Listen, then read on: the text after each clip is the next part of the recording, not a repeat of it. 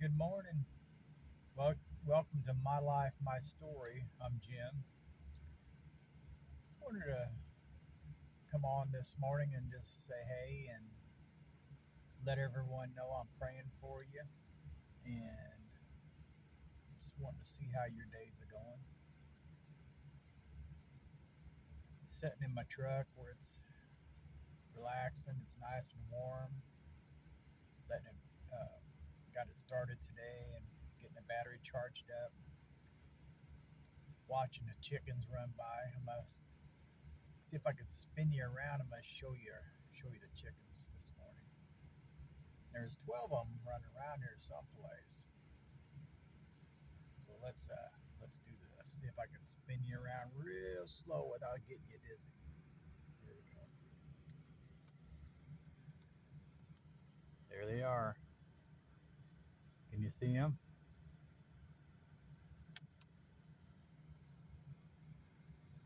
Taking it, trying to turn you slow so you don't get too dizzy. It's not always the easiest thing to do. Um, I'm at my visiting with my son today, and spent the night with him last night. And he's got a rooster. I don't have chickens no more. I got rid of mine, and it's like when I go someplace to film, uh, you're trying to find someone that'll take care of your chickens or your livestock, and if I want to just get my truck and drive someplace, it's not always easy. Lost a few animals just wanting to go on vacation, trying to get somebody to take care of them, and so I decided, the best thing to do is just not to have them. And but anyway, they've got a rooster here, and his time's kind of screwed up. He I think the first time I heard him was probably around 4 o'clock, 8 o'clock, 11 o'clock. He went off about 3 or 4 different times. I heard him, and he had started one into the yard. He goes, makes a full circle. That way, he gets all the way around the house. And I'm not complaining, but if you're not used to that, it it'll drive you crazy. Sorry about that. That We went from 78 degrees, I think, yesterday down to 51 right now. It's warmed up quite a bit, and still pretty good weather. I've been in a lot colder, and I'm in this nice, cozy truck right now. Got my coat on, and just getting warm.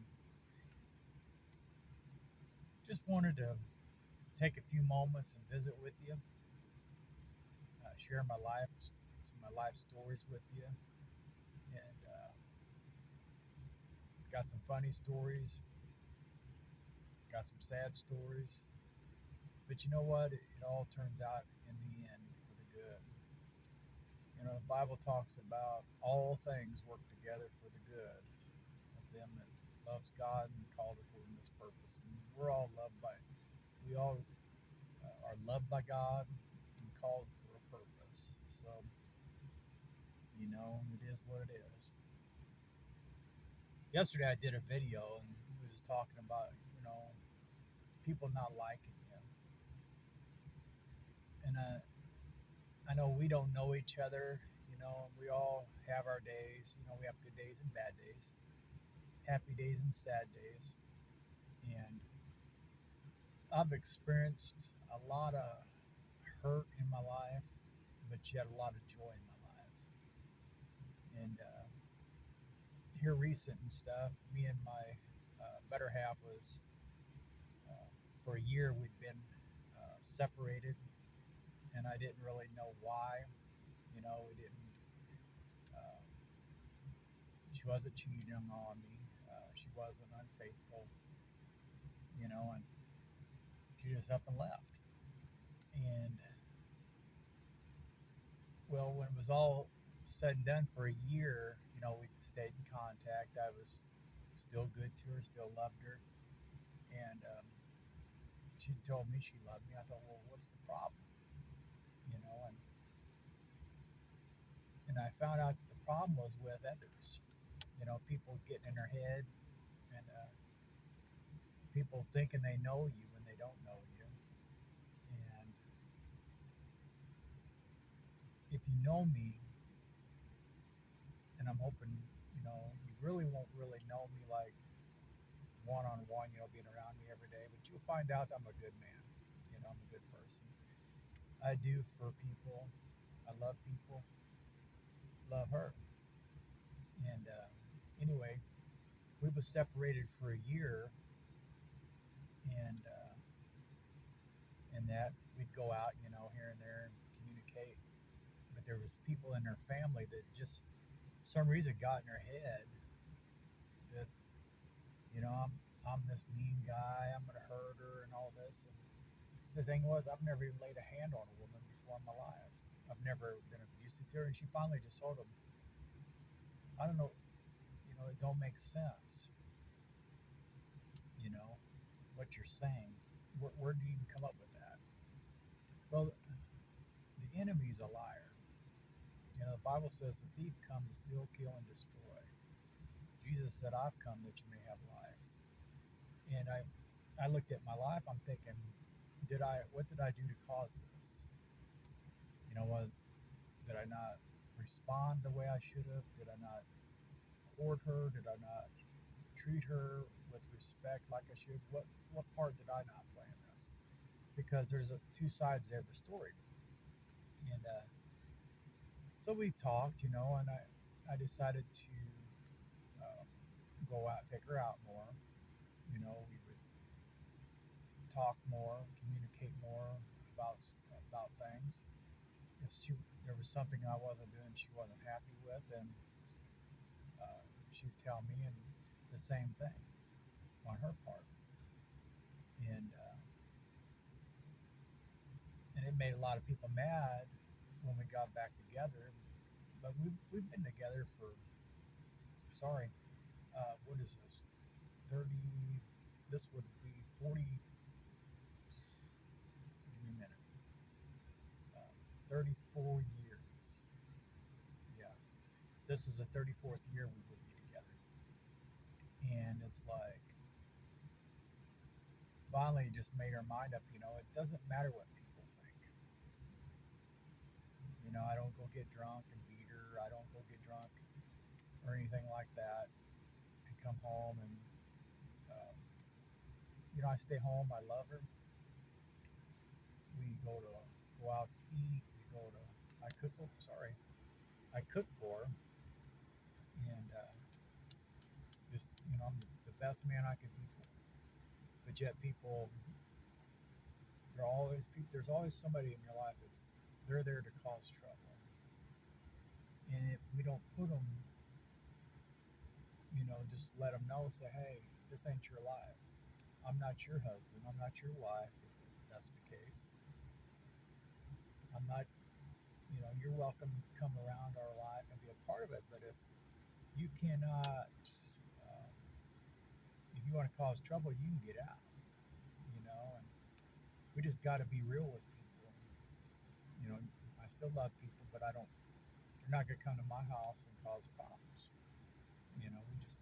We got to be real with people and treat them the best you can. And I'd made my mind up with my woman. I want her in my life, but I'm not gonna force her to be in my life. I'm gonna be good to her, and it's up to her to decide if she wants to be there or not. She can leave today if she wanted to. That's her choice. Not that I want her to. I'd miss her and I, would be hurt by it. But, you know, the thing we've got to come to realize in life is that we've got to allow people to make their own choices. If I've got to force you to like me, to be a part of my life, that's not the best for us. You know, you know, I don't have many friends. I have a lot of people I know. I say hi to. I'm acquaintances, But I don't have many people that's close to me. We go hang out and do things because it just a lot of times it's just a problem. You know what I mean? You're trying to try to make everybody happy around you. It's better to just focus on your spouse and do the best you can for them because ultimately they're the ones that's going to be there at night with you. They're the ones that's going to wake up in the morning with you. They're the ones that's going to grow old together with you. Friends come and go. Uh, you love your mom and dad. But, something that I want you to get a hold of today in our talk, in my story, think about is the Bible's pretty clear about, with moms and dads and family. You leave your family and you cleave to each other. You hold on to each other. You still love your family, but they're not part of they're not at your house cooking. They shouldn't be, your mama shouldn't be cooking your meals for you. You know what I'm saying? And you're your own person. Mama shouldn't be telling you how to run your life. Telling you what your man needs to do. And daddy shouldn't be telling you what your woman needs to do. That's between you and your woman. And, leave and cleave, the Bible says. So you leave them and you cleave to one another. You hold on to one another through thick and thin. That's today we live in a disposal society. If you're not happy, you just leave. You know, if they ain't jumping through all your hoops, you get rid of them and find someone else. And the thing you got to remember is life's what you make it. We can be happy or we can be sad, and a lot of it's mindset. I get up in the morning, I got my mind made up. I'm going to work. I'm gonna. It's not my time to work. I'm gonna do what I got to do around the house. If Mama's got a list she'd like to accomplish or wants to go do, sometimes we'll just get in a vehicle and just drive and go get a coffee. Or we'll just get in a vehicle and we'll just go and grab some ice cream. So it's not like, hey, we're adults. We can do what we want. We might just decide that we want to go someplace and overnight somewhere, for something different. We earn our money. We're able to choose what we want to do with it. And, if it don't fit into somebody else's time frame and schedule, guess what? It just, that's not my problem. That's not our problem. We're going to do what we want to do for each other. We might not fit in the box that everyone else fits in, but that's all right. You don't have to. You do you. You be you. You do what makes you happy. You do what makes God happy, and that's between you and God. I'm gonna share a little bit more with you, and then we're gonna get off here. But when it comes to religion and serving God, you know, you can go to church every Sunday, and every church is different. We got a lot of them, they pretty much got the same beliefs in certain areas, but when it comes to, certain things, some churches and religions, uh, they get all freaked out about people living together.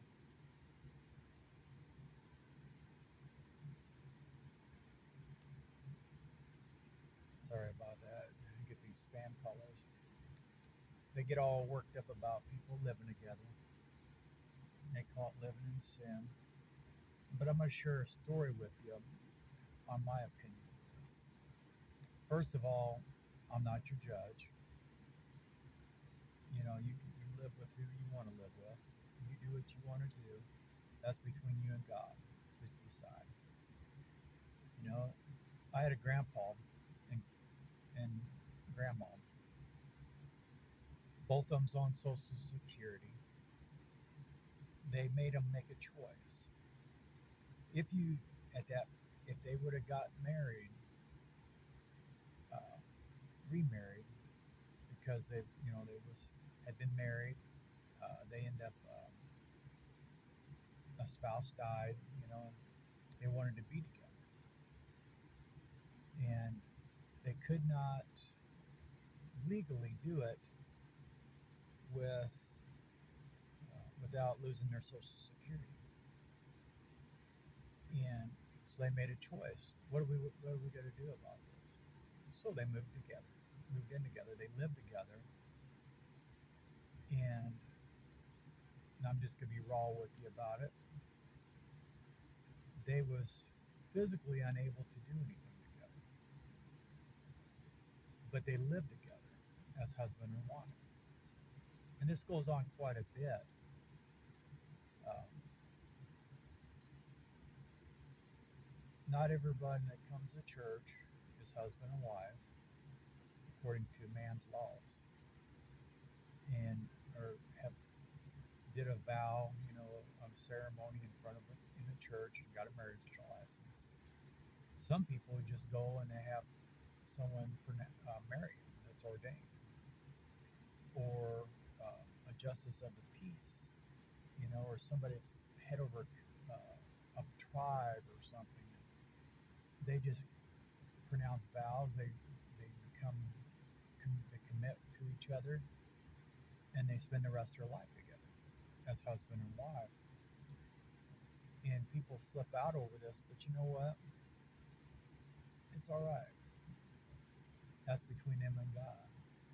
And here's my thought on this. And some people might not agree with it, and that's all right. But when God put Adam and Eve together, where was the marriage license at? Where was the payment at for the to get the ceremony done? There was none. Later on they started doing this for record keeping. You know, they started allowing people. People started wanting to get divorced, so they allotted them to be able to go get a divorce.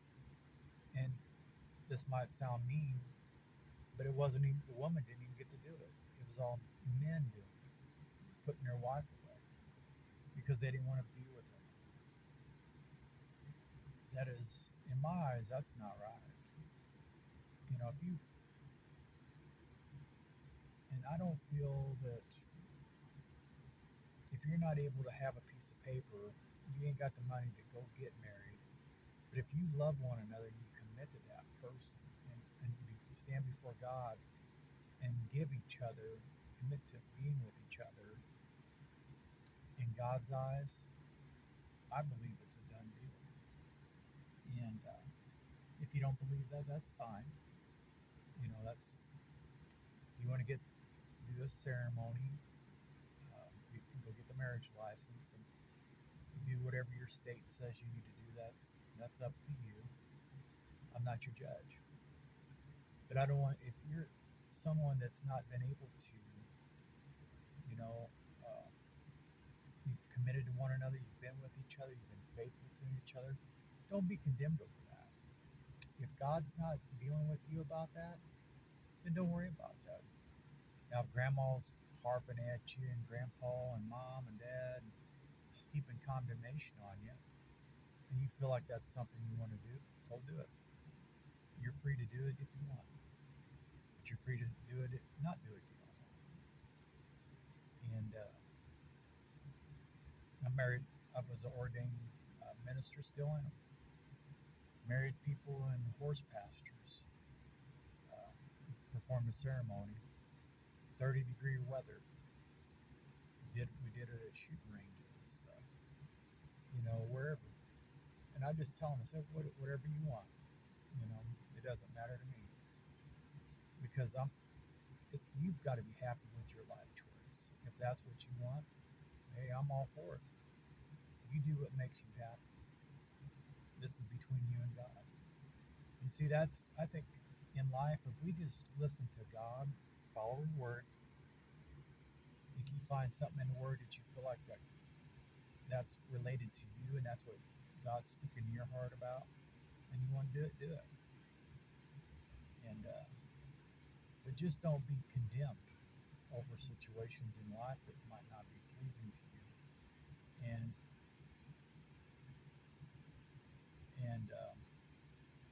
you know, don't let the world condemn you. Don't let people judge you and make you do what they think you should do. Because if your heart is not in it in the first place, you don't need to be doing it. You know what I'm saying? I don't judge people, you know, um, for their actions, for their choices. Now, I'm not, don't take this the wrong way, but, you know, I'm not going to let somebody be abusive, you know, to children or whatever. But if a woman and a man's having an argument and one of them smacks the other one, I don't get involved. First, that's personal. If if she says she wants help, then that's different. But I'm not gonna get involved in someone's relationship because some people like that kind of stuff. They live for that. I worked with a guy, and I'm gonna use this as the ending for our story. And his wife wanted him to beat on her, and that was her thing. You know, during sex or before sex. And he said, "What should I do?" I said, "Well, that's not my choice to make. That's your choice. Do you feel comfortable doing that?" You know, and he said, "Well, she's got a, her friend comes over and they watch video games together while I'm sleeping, or play video games, I'm sorry, and then they watch TV together." And I said, "Well, not judging, but what do you, what do you think that you should do? That your woman, are you you know?" And I thought to myself, "Are you comfortable with her being with another man when you're sleeping? Um, is that something that's all right with your relationship?" Personally, in my relationship, you know, when I go to, when it's time for bed, it's time for bed. Me and my woman's going to bed together, if all possible.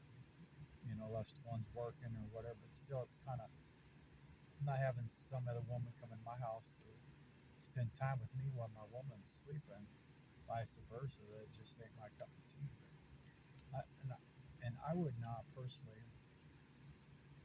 feel comfortable smacking uh, a woman around, even if she wanted it, because it you know, and somebody sees bruises on her or whatever, then it just don't look good. You know, but each to their own. You do what you want to do. I'm not your judge. If that makes you guys happy, then that makes you happy. You know, and that's between you and God. But anyway, in my relationship, after a year, God restored that. You know, we decided to get back together and work our differences out and tell everybody else to stay out of our business. And, you know, it don't make them happy. They get mad and stir trouble. But you know what?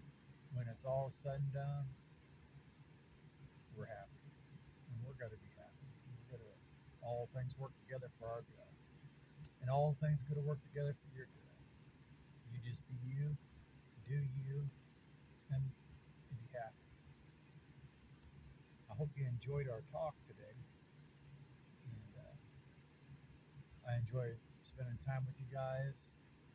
And uh, if you haven't, please like and subscribe to the channel. And I'll see you next time.